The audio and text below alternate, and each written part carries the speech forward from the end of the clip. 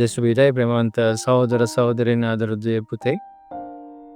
චතුරාර්ය කාලය ඇතුළාන්ත නවෝදයක් ඇති කරගන්නට අපට ආරාධනාවක් ලබා දෙන කාලයක්. අපි මෙනෙහි කළා වතිරාගෙන නොව සිතිරාගෙන සම්විධානන් වහන්සේ වෙතට ගමන් කිරීමේ අවශ්‍යතාවය.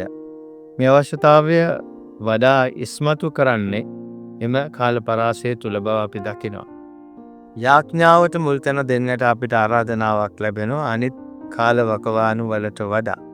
යාඥාව සම්බන්ධව අවධානය යොමු කරද්දී අදර සහෝදර සහෝදරියනි අදර දුවේ පුතේ මේ යාඥාව අරහා දෙවියන් වහන්සේත් එක්ක අපේ ගොඩනගා ගත යුතු සම්බන්ධතාවය ගැන තමයි මෙතනදී ඉස්මතු වෙන්නේ. යාඥාව සම්බන්ධව අපි අවධානය යොමු කරන්නට ඕන බෞතිස්මීය කැදවීමට සාක්ෂි දරන්නට ශක්තිය ලබා ගන්නට.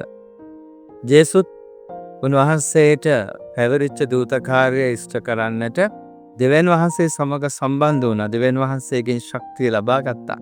ඒ ශක්තිය තුළ තමයි උන්වහන්සේට පැවරිච්ච දූතකාරය ඉෂ්ට කරන්නට උන්වහන්සේ යමු වුණේ. ඉතින් අපිත් බෞතිස්මය හරහා අපි හැම කෙනාටම ප්‍රේමවන්ත සහෝදර සහෝදරියනි අදතුවේ පුතේ යම් වගකීමක් දායාද වෙලා තියෙනවා. ඒ වගකීම හඳුනා ගන්නට දෙවියන් වහන්සේ අභියස ප්‍රසන්නව එය ඉටු කරන්නට අදිටන් කරගනිමු විශේෂයෙන් මෙම සතාරක කාලයේ තුළ.